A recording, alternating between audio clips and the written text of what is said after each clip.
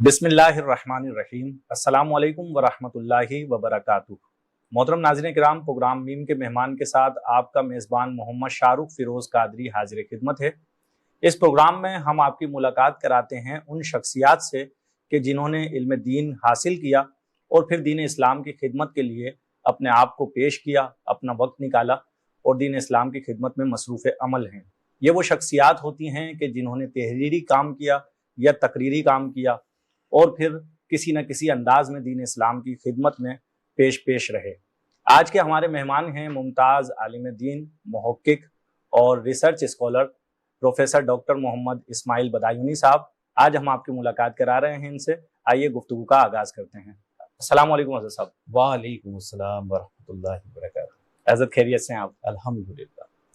حضرت ہمارے پروگرام میں عموماً جو ہے شخصیات کو، رائٹرز حضرات کو مدعو کیا جاتا ہے اور اسی کا ایک حصہ ہے آج کا ایپیسوڈ۔ تو آپ کے حوالے سے ہمارے ویورز کو میں کیا تعارف کراؤں، کچھ آپ اپنا تعارف پیش کر دیں تو پھر گفتگو کو آگے بڑھاتے ہیں۔ اچھا، میرا پورا نام ڈاکٹر محمد اسماعیل بدایونی ہے اور تعارف کیا کرایا جائے، بس دین اسلام کا ایک چھوٹا سا خادم ہوں۔ ماشاءاللہ ماشاءاللہ۔ اللہ کریم کا بہت شکر ہے کہ اس نے مجھے توفیق عطا فرمائی کہ کچھ خدمت ہو سکے۔ میرے والد صاحب عالم دین تھے، پروفیسر حافظ قاری ریاض احمد بدایونی صاحب علیہ رحمہ، ماشاءاللہ ماشاءاللہ۔ اور قبلہ سید شاہ تراب الحق قادری رحمۃ اللہ تعالیٰ علیہ کے خلیفہ بھی تھے۔ ماشاءاللہ ماشاءاللہ، کیا بات ہے۔ تو تعلیم و تربیت تو آپ یوں کہہ لیجئے کہ گھر ہی میں ہوئی۔ کیا بات ہے، ماشاءاللہ۔ اور اس کے بعد کچھ عرصے دارالعلوم امجدیہ میں بھی میں نے تعلیم حاصل کی۔ ماشاءاللہ۔ اس کے بعد کراچی یونیورسٹی سے میں نے ایم اے کیا قرآن و سنہ میں۔ اچھا، ماشاءاللہ۔ پھر دوسرا ایم اے کیا اسلامک ہسٹری میں۔ اچھا، ایم فل کیا صحیح۔ اور پھر کراچی یونیورسٹی سے ہی پی ایچ ڈی کیا۔ ماشاءاللہ ماشاءاللہ۔ اور اس وقت ایک گورنمنٹ کالج میں لیکچرار کی حیثیت سے خدمات انجام دے رہا ہوں۔ ماشاءاللہ ماشاءاللہ۔ حضرت کچھ اپنے اساتذہ کے حوالے سے ارشاد فرمائیے گا۔ اساتذہ میں بنیادی طور پہ میرے والد بزرگوار شامل، ماشاءاللہ۔ پھر قبلہ سید شاہ تراب الحق قادری رحمۃ اللہ تعالیٰ علیہ شامل۔ ان بزرگوں سے میں نے ہی بہت کچھ سیکھا۔ یہ میرے وہ اساتذہ ہیں جنہوں نے مجھے چلنا بھی سکھایا اور دوڑنا بھی سکھایا۔ کیا بات ہے، کیا بات ہے۔ اچھا حضرت صاحب، یہ ارشاد فرمائیے، ہم نے آپ کے مضامین پڑھے اور میں آپ کی تحریریں ماہنامہ مصلح الدین چھپا کرتا ہے، میمن مسجد مصلح الدین گارڈن سے چھپا کرتا تھا، اب تو وہ سلسلہ منقطع ہو گیا، تو تقریباً 10 سال عرصے تک وہ چھپتا رہا۔ تو اس ڈیوریشن میں نے آپ کے مضامین دیکھے، تقابل ادیان پر آپ لکھا کرتے تھے جی۔ اس حوالے سے آپ کی کچھ کتابیں بھی ہیں، تو اس پر کچھ ارشاد فرمائیے گا کہ کون کون سی کتابیں ہیں اور ان میں کیا آپ نے دیکھا کہ عوام میں کیسا رجحان پایا جاتا ہے ان کتابوں سے متعلق؟ بنیادی طور پہ باہر ممالک میں اورینٹیلزم کا ایک نام ہے مستشرقین یا تحریک استشراق۔ تو 2 کتابیں کیرن آرمسٹرانگ کی تھیں، وہ پاکستان میں پبلش ہوئی، اردو ٹرانسلیشن ہوئی۔ تو ان کتابوں کا ایک اپنا مخصوص انداز ہوتا ہے مستشرقین کا، جی جی، جس میں وہ کیا کرتے ہیں، ان کا انداز کیا ہے کہ وہ 10 باتیں بیان کرتے ہیں اسلام سے متعلق اور 9 باتیں ایسے بیان کرتے ہیں کہ آپ کو لگتا ہے کہ یہ اسلام کی اور پیغمبر اسلام صلی اللہ تعالی علیہ وآلہ وسلم کی تعریف بیان کر رہے ہیں، اور 10ویں بات وہ ایسی کہتے ہیں کہ وہ 9 باتوں پر پانی پھیر دیتی ہے۔ توبہ۔ اور ایک مخصوص انداز ہے ان کا، اس کا میں اگر لبے لباب آپ کو بتاؤں کہ تحریک استشراق بنیادی طور پہ کیا کرتی ہے، بات بہت طویل ہو جائے گی، میں صرف آپ کو اتنا سا بتاؤں کہ عشق رسول کی جو شمع، جو چراغ سینے میں مسلمانوں کے جل رہا ہے، اس کو گل کر دیا جائے، اور وہ لوگ جو اسلام کی جانب دیکھ رہے ہیں کہ یہی تو وہ مذہب ہے، یہی تو وہ دین ہے جو نجات دہندہ ہے، تو انہیں اپنی دکانیں ختم ہوتی دکھائی دیتی ہیں، تو وہ ان لوگوں کو روکنے کے لیے بھی اس طرح کے سوالات، اس طرح کی باتیں اور اس طرح کی تحریریں لکھتے ہیں۔ صحیح۔ کیرن آرمسٹرانگ نے 2 کتابیں جب لکھی اور اس میں پیغمبر اسلام اور اسلام پر جو اعتراضات کیے تو ان 2 کتابوں میں میں نے جواب دیا. ایک کتاب کا نام ہے استشراقی فریب، جی. دوسری کتاب کا نام ہے عالم اسلام پر مستشرقین کی فکری یلغار. جی جی، فکری یلغار کے نام سے. جی صحیح. یہ رہا. تو ماشاء اللہ حضرت وہ کتابوں کے آپ نے جو یہ کتابیں یہاں پبلش ہوئی تو اس میں جو ہمارے قارئین ہیں آپ کے پڑھنے والے ہیں ان سے آپ کا جو ظاہر کے تاثرات آتے ہوں گے تو کیسا پایا لوگوں نے؟ دیکھیے بنیادی طور پہ ہمارے ہاں تحریک استشراق پہ اس طرح کام نہیں ہوا جس طرح اہل عرب نے کیا. اچھا ماشاء اللہ. اب ہمارے ہاں الحمدللہ تھوڑی سی آپ یوں کہہ لیجئے کہ شوق اور ذوق بڑا ہے تو تحریک استشراق سے پہ بھی کام ہونا شروع ہوا، رد الحاد پر بھی کام شروع ہوا، اور لبرلزم سیکولرزم کے حوالے سے بھی اب بات کی جانے لگی. تو میں نے یہ کتابیں آج سے تقریباً کچھ نہیں تو 15 سال پہلے لکھی تھی. صحیح بات. تو اب وہ رجحان بڑھ رہا ہے. جی جی. اور اس کے بعد جو ہے وہ میں نوجوانوں کی طرف گیا، صدائے درویش اور صدائے قلم لکھی. صحیح. اور جو اعتراضات عموماً نوجوانوں کے اذہان میں پیدا ہوتے ہیں، یا آپ یوں کہہ لیجئے کہ کیونکہ سوشل میڈیا بہت سارے اسلام کے دشمن بھی وہاں پر بیٹھے ہوئے ہیں تو وہ کچھ شکوک و شبہات پیدا کر دیتے ہیں نوجوانوں کے دل و دماغ میں. بالکل. تو ان شکوک و شبہات کا اور ان سوالات کے جوابات ہم نے چراغ قلم میں دیے. اچھا ماشاءاللہ، چراغ قلم کے عنوان سے.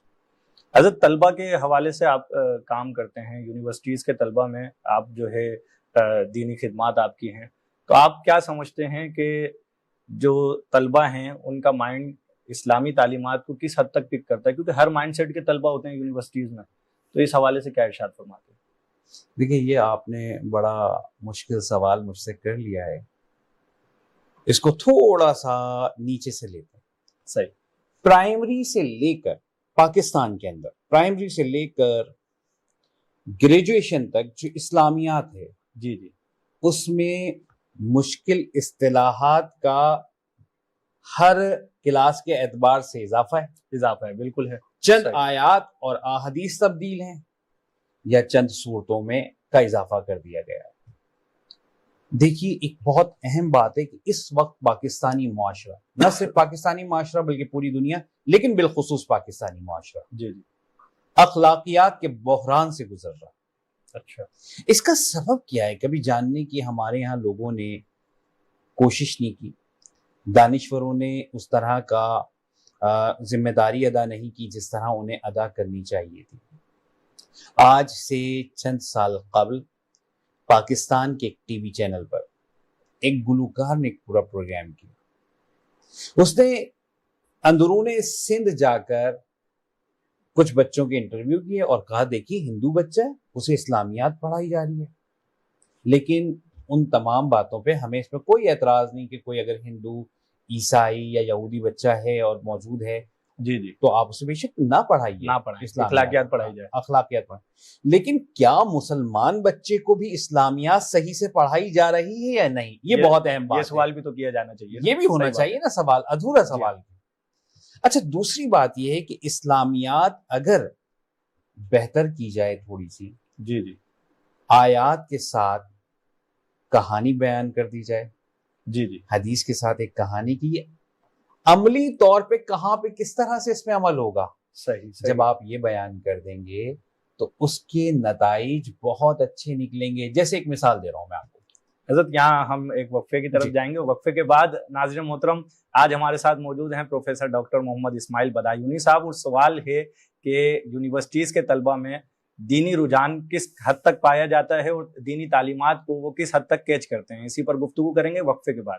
صاف ستھرا اور پاکیزہ چینل فیملی کے تمام ممبرز کے ساتھ دیکھتے رہیے میم ٹی وی.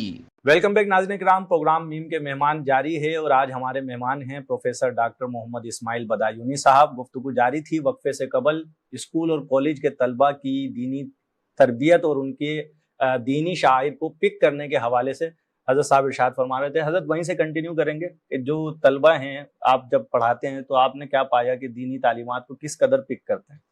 دیکھیے اگر آپ بچوں کی اسلامیات میں خاص طور پہ میں کہتا ہوں کہ اس وقت جو بچہ ہمارے پاس انٹر میں آ رہا ہے جی جی اس کی ذہنی کیفیت کو بھی ذرا دیکھیے.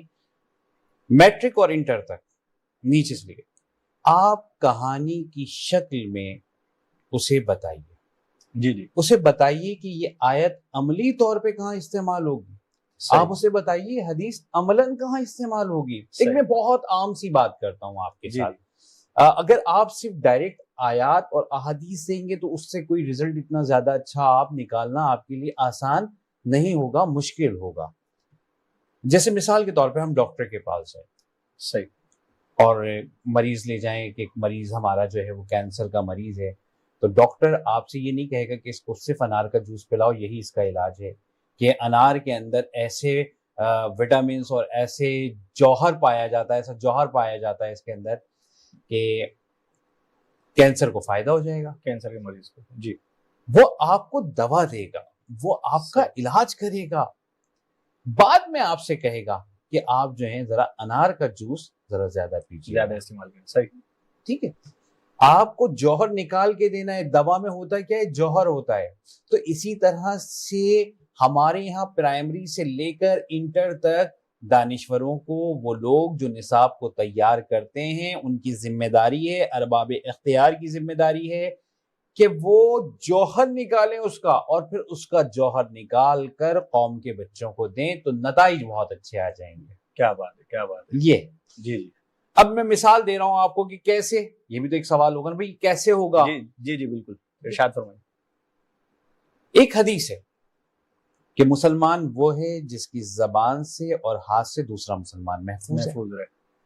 اب ہمارے ذہن میں ایک ہی بات آتی ہے, اس کو جب بچہ پڑھتا ہے اور استاد پڑھاتا ہے تو بس ذہن میں یہ بات آتی ہے کہ کسی کو گالی نہیں دینی ہے اور تھپڑ نہیں مارنا ہے. حالانکہ اس کے اندر ایک بہت بڑا فلسفہ موجود ہے, بہت بڑا فلسفہ. صحیح بات. میں ایک مثال دیتا ہوں کہ جب میں نے سنہری بخاری شریف لکھی تو اس حدیث کو رکھا, اور اس حدیث میں ہم نے بیان کیا کہ بچہ جو ہے وہ اپنے والد کے ساتھ جا رہا تھا, راستے میں ٹریفک جام ہو گیا. تو آپ کو پتہ ہے ہمارے پاکستانی معاشرے میں ایک المیہ ہمارا یہ ہے کہ جب ٹریفک جام ہو جائے تو ہم سب ہارن بجانے لگتے ہیں. بالکل تو آس پاس کی گاڑیوں میں لوگ ہارن بجا رہے تھے, تو بچے نے اپنے والد سے سوال کیا, بابا جان سب ہارن بجا رہے ہیں, آپ ہارن کیوں نہیں بجا رہے؟ تو اس کے والد نے اسے یہ حدیث پڑھ کے سنائی اور کہا کہ اس ہارن بجانے سے باقی مسلمانوں کو تکلیف ہوگی. کیا بات ہے, کیا بات ہے. تو یہ وہ جوہر تھا, یہ اب ایک جوہر نکلا ہے. مسلمان وہ ہے کہ جس کی ہاتھ اور زبان سے دوسرے مسلمان محفوظ ہیں. کیا بات ہے, کیا بات ہے. حضرت یہ آپ نے بتایا, اب یہ ہے کہ آپ کی تو ہم نے کتابیں بہت ساری پڑھی ہیں اور دیکھی ہیں, میں نے آپ کی کتابیں, سنہری سیریز خصوصی طور پہ سنہری حکایات ہیں اور سنہری خلافت ہے اور سنہری سیرت ہے. تو یہ جو کتابیں آپ نے تصنیف فرمائیں, ان کتابوں کے حوالے سے جو میں نے بنیادی طور پر مقصد پایا کہ وہ یہ ہے کہ تربیت اولاد. تو تربیت اولاد کے حوالے سے ظاہر ہے جب آپ کی اتنی کتابیں ہیں مارکیٹ میں, تو کچھ آپ منہ زبانی بھی ارشاد فرمائیے گا کہ آپ کے کیا تاثرات ہیں اس حوالے سے کہ اولاد کی تربیت کس انداز میں ہونی چاہیے. اچھا دیکھیے, بہت عمدہ سوال کیا آپ نے شاہ رخ بھائی. سنہری سیریز میں بہت ساری کتابیں ہم نے لکھی, سنہری فہم القرآن لکھی, ایک آیت ایک کہانی. جی جی. اور سنہری سیاستہ, سنہری بخاری شریف, اور یہ تمام کتابیں لکھی, ایک حدیث ایک کہانی کے اس میں. پھر سنہری سیرت النبی لکھی ہم نے 3 جلدوں پر, کہ سیرت النبی کا ایک واقعہ اور ایک کہانی. سنہری کہانیاں اور قصے, سنہری قصے, اس میں ہم نے قصص الانبیاء بیان کی. غرض یہ کہ بچوں کے لیے جو ہم نے پوری سیریز لکھی ہے, اب تک تقریباً 24 سے زائد کتب ہو چکی ہیں بچوں کے لیے. اور حضرت ساری زخیم ہے, میں نے دیکھی کتابیں ماشاءاللہ سب زخیم ہیں, وہ رسائل نہیں ہیں. جی. اور دیکھیے قرآن نے کیا بیان کیا, یا ایھا الذین آمنوا قوا انفسکم واہلیکم نارا وقودھا الناس والحجارہ. اے ایمان والوں, اپنے آپ کو اور اپنے گھر والوں کو اس آگ سے بچاؤ جس کا ایندھن انسان اور پتھر ہے. صحیح. بہت واضح طور پر یہ آیت بیان کر دی گئی, اور جتنی قدرت ہے اتنا واجب ہے کہ آپ اپنے بچے کو اسلام سکھاؤ, دین سکھاؤ. میں ایک مثال دیتا ہوں. جی جی باہر ایک ہم یہاں سے اگر نکلیں اور باہر ہمیں پتہ چلے چورنگی پہ ایک سرکس لگا ہوا ہے, صحیح, اس میں ایک آگ کا کنواں ہے, اور اس آگ کے کنویں کے اوپر ایک تختہ رکھا ہوا ہے تھوڑا پتلا سا, اور ہم جب جاتے ہیں تو سرکس کا مالک, ہم جا رہے ہیں اپنے بچوں کو لے کے ذرا گھمانے, تو سرکس کا مالک وہاں کھڑا ہوا ہے. اس نے کہا بھائی زبردست, آئیے, آپ کا بچہ اگر یہ آگ کا کنواں اس تختے سے گزر کے ادھر سے ادھر چلا جائے گا تو ہم آپ کے بچے کو 1,00,000 روپے دیں گے. آپ یہ رسک لیں گے؟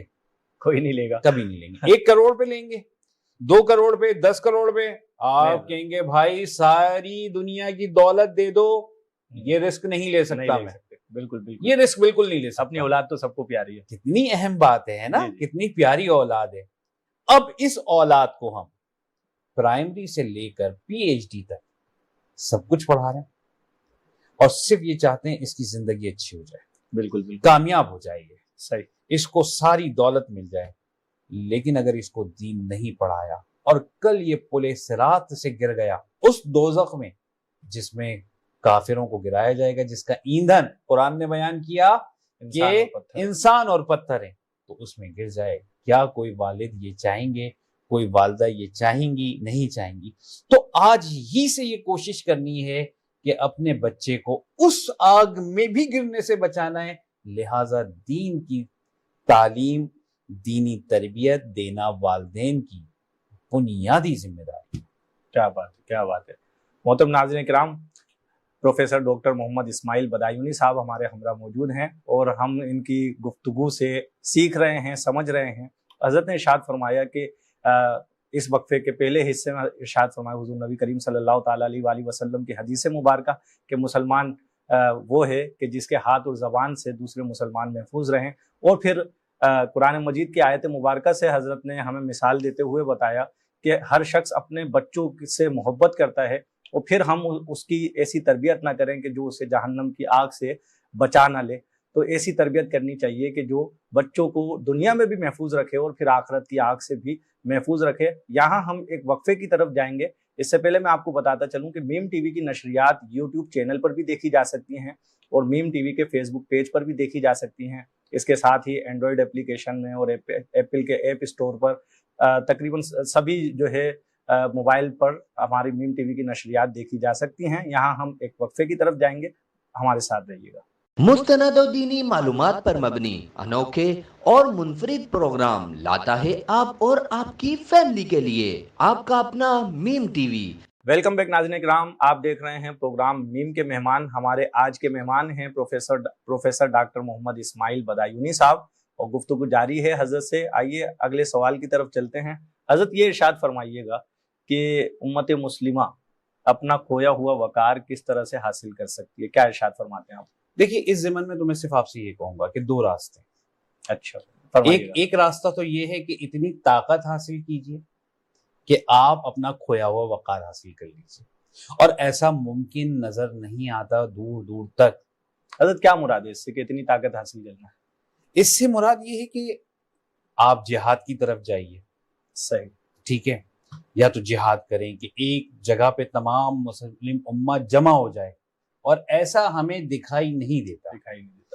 دوسرا حل یہ ہے کہ اس وقت جو اقوام طاقت میں ہیں, اوپر ہیں اور پاور میں, وہ اسلام قبول کر لیں. جیسے چنگیز خان کے پوتے برقع خان نے اسلام قبول کیا, حالانکہ چنگیز خان کی پوری کوشش یہ تھی کہ اسلام کو نیست و نابود کر دے وہ دنیا سے. اسی کے پوتے برقع خان نے اسلام قبول کیا, طاقت کا توازن واپس اسلام کے حق میں لوٹ آیا اور اسلام پاورفل ہو گیا. صحیح. اب یہ کیسے ہوگا کام؟ یہ ایسے ہوگا کہ دیکھیے ایک مثال دیتا ہوں میں آپ کو. ایک ہال میں بہت سارے لوگ موجود ہوں, وہاں ایک شخص آ جائے جس کا حال بہت برا ہو, پھٹے پرانے کپڑے ہوں, ایسا لگے مہینوں سے نہایا نہیں, اور اس کے ہاتھ میں ایک کتاب جس پہ لکھا ہے سونا بنانے کا نسخہ, اور وہ کہے یہ لے لو مجھ سے سونا بنانے کا نسخہ. تو کیا آپ اس سے لیں گے؟ لازمی باتیں نہیں لیں گے. کیوں نہیں لیں گے؟ آپ کہیں گے کہ اگر اس میں سونا بنانے کا نسخہ تھا تو بھائی تیرا حال یہ کیوں ہے؟ جی ہاں جی ہاں. تو اب جب ہم اقوام عالم کو کہتے ہیں کہ یہ اللہ کی کتاب ہے، اس کو لے لو، اس میں عروج و زوال کے قوانین ہیں، اس میں ہر شے کا بیان موجود ہے، یہ تمہیں عروج پہ پہنچا دے گی یہ کتاب، تو وہ کہتے ہیں کہ اگر ایسا ہے تو پھر تمہارا یہ حال کیوں ہے؟ تو امت مسلمہ کو قرآن کریم سے جڑنا ہوگا. قرآن کریم سے جڑ جائے گی تو ایک مرتبہ پھر ہم اپنا کھویا ہوا وقار حاصل. کیا بات ہے، کیا بات ہے. قرآن مجید، درس قرآن اگر ہم نے نہ بھلایا ہوتا، یہ زمانہ نہ زمانے نے دکھایا ہوتا. ناظرین محترم، قرآن مجید کو اپنانے کے حوالے سے حضرت نے ارشاد فرمایا. آئیے اگلے سوال کی طرف چلتے ہیں. حضرت یہ ارشاد فرمائیے کہ ہم نے آپ کی بہت ساری کتابیں دیکھیں اور آپ کی کتابیں اردو زبان میں چھپی. میں نے سنا انڈیا سے بھی کافی آپ کی کتابیں چھپی ہیں، ساری تو نہیں، کئی کتابیں انڈیا سے بھی چھپی ہیں، پھر کراچی سے تو چھپتی ہیں. تو یہ جو کتابیں ہیں اردو زبان میں چھپتی ہیں. اور اب ہم یہاں، کیونکہ میں خود بھی مارکیٹ میں ہوتا ہوں، میں نے دیکھا ہے کہ اردو بازار میں بھی ہمارے یہاں کراچی میں انگریزی کتابوں کا رجحان زیادہ ہے. تو اگر اردو میں ہی ساری کتابیں چھپیں گی، اردو میں ہی سارا لٹریچر چھپا کرے گا، تو پھر انگریزی زبان کے جو قارئین ہیں ان کے حوالے سے آپ کی کیا سوچ ہے اور آپ کیا اس پر بھی کچھ ورک کر رہے ہیں؟ بہت اچھا سوال ہے آپ کا شاہ رخ بھائی. صورتحال یہ ہے کہ ہمارے ایک دوست ہیں کینیڈا میں، اور ایک طویل عرصے سے جو پاکستان سے باہر لوگ رہ رہے ہیں، ان کی بڑی شدید یہ خواہش بھی ہے کہ اس کے انگریزی میں تراجم کرائے جائیں. اچھا، ماشاءاللہ. اور ڈاکٹر خالد انصاری صاحب ہوتے ہیں کینیڈا میں. اچھا، کینیڈا میں ہی ہے. جی، انہوں نے تو باقاعدہ اس کا سنہری سیرت النبی کا انگریزی میں ترجمہ بھی کروایا ہے. 3 جلدوں کا انگریزی میں ترجمہ ہو چکا ہے. اچھا، ماشاءاللہ. اور امریکہ میں ہمارے سید مسعود احمد اشرفی صاحب ہیں. جی جی. تو وہ اس کو ریویو کر لیں ایک مرتبہ، تو انشاءاللہ اس کو نہ صرف ہم پاکستان سے بلکہ پاکستان سے باہر تمام ممالک سے بھی اس کو شائع کریں گے. اور دیگر کتب کے حوالے سے بھی ہماری کوشش ہے کہ سنہری فہم القرآن، سنہری سیاستہ جو ہے وہ انگلش میں ٹرانسلیٹ ہو جائے. ساتھ ہی اس وقت ہم بچوں کے لیے سنہری تفسیر قرآن لکھ رہے ہیں. اچھا، ماشاءاللہ. اردو میں. صحیح. اور انشاءاللہ اس کو بھی بہت جلد ہم انگریزی میں ترجمہ کرائیں گے. صحیح. تو یہ سلسلہ جاری ہے. اچھا، ماشاءاللہ. مطلب ٹرانسلیشن کا سلسلہ چل رہا ہے. جی. لیکن ابھی تک حضرت پبلش تو میرا خیال ہے پبلش نہیں ہوا، لیکن امید ہے کہ انشاءاللہ سیرت النبی ہم رمضان تک. اچھا، ماشاءاللہ. اس کو انگریزی میں انشاءاللہ لے آئیں گے. کیا بات ہے، کیا بات ہے. چلیں ماشاءاللہ، یہ تو بہت اچھا کام ہو جائے گا. حضرت ہمارے پروگرام میں جو بھی شخصیات تشریف لاتی ہیں تو ہم ہمارے کینیڈا کے ناظرین کے لیے ہم ایک پیغام ان کی طرف سے ریکارڈ کرتے ہیں. تو آپ اگر ہمارے ویورز کو کوئی پیغام دینا چاہیں ارشاد فرمائیے گا. دیکھیے، انسان کی جو اوسط عمر ہے 60 سال ہے، 62 سال ہے، اور ہم چاہتے ہیں کہ ہمارے بچے کو زندگی کی تمام آسائشیں ملے. ایک بچہ انجینئر یا ڈاکٹر 25 سے 27 سال 28 سال کی عمر میں بنتا ہے، اور اس کے پاس ایک بہترین بنگلہ ہو، بہترین گاڑی ہو، تمام زندگی کی آسائشیں ہوں. تو اس کے لیے اسے کم از کم اس کی عمر 45 سے 50 سال ہونی چاہیے تاکہ وہ ایک اچھا بنگلہ بنا سکے، ایک اچھی گاڑی لے سکے. صحیح. اب 45 سال کی عمر میں یا 50 سال کی عمر میں آپ سوچیے کہ وہ بڑھاپے کی طرف بھی ہے، ضعیف بھی ہو چکا ہے، کمزور بھی ہو چکا ہے. کچھ عرصے کے بعد اس کو بیماریاں بھی آ لیں گی. تو محض اس کی زندگی کے 10-12 سال بہت اچھے، 15 سال بہت اچھے آسائشوں سے بھرپور گزارنے کے لیے والدین اس کی 45 سال کی زندگی کو صرف کرتے ہیں کہ یہاں گزارو، انجینئر بنو، ڈاکٹر بنو، وکیل بنو، پروفیسر بنو. اللہ رب العزت نے بھی ایک وعدہ کیا ہوا ہے اپنے بندوں سے کہ جو اللہ اور اس کے رسول صلی اللہ تعالی علیہ وسلم کی اطاعت کرے گا، اللہ تعالیٰ اسے عظیم کامیابی عطا فرمائے گا، یعنی جنت عطا فرما دے گا. ماشاءاللہ. اور نتیجہ کیا ہوگا؟ 60 سال اگر آپ نے اپنے بچے کے اس 60 سال میں سے اگر 10-12 سال بچپن کے نکال دیں تو محض 50 سال اگر آپ نے اپنے بچے کو کی یہ تربیت کر دی کہ اس نے اللہ اور اس کے رسول صلی اللہ تعالی علیہ وسلم کو راضی کر لیا، سارے کام کریں، ڈاکٹر، انجینئر، پروفیسر سب بنائیں اپنے بچے کو، لیکن ساتھ میں اگر اس نے اللہ اور اس کے رسول صلی اللہ تعالی علیہ وسلم کو راضی کر لیا تو اللہ تعالیٰ جو جنت عطا کرے گا اس کی آسائشیں ایسی ہیں کہ کبھی ختم نہیں ہوں گی، اور اسے ان آسائشوں کے حصول کے لیے کوئی محنت نہیں کرنی ہے، کہیں نوکری نہیں کرنی ہے، اور تو اور اسے کبھی بڑھاپا بھی نہیں آئے گا، سدا جوان رہے گا، وہ تمام نعمتیں ہمیشہ ہمیشہ کے لیے اس کے لیے ہوں گی۔ تو آئیے اس بات کا کوئی یقینی بنائیے کہ یہ آسائشیں جو 15 سال کی ہم دنیا کے لیے ڈھونڈتے ہیں ایسا ہو جائے کہ وہ آسائشیں اس کے لیے بعد مرنے کے بھی رہیں اور ہمیشہ رہیں۔ ماشاءاللہ ماشاءاللہ۔ تو محترم ناظرین کرام، آج ہمارے ساتھ موجود تھے پروفیسر ڈاکٹر محمد اسماعیل بدایونی صاحب۔ آپ نے ان کی پیاری سی گفتگو سنی اور خصوصی طور پر تربیت اولاد کے حوالے سے حضرت نے جو باتیں ارشاد فرمائیں، تمام ہی باتیں قابل غور اور قابل عمل ہیں۔ تو یہاں اپنے میزبان محمد شاہ رخ فیروز قادری کو دیجیے اجازت، انشاءاللہ اگلے پروگرام میں ایک اور شخصیت کے ساتھ حاضر ہوں گے۔ السلام علیکم ورحمۃ اللہ وبرکاتہ۔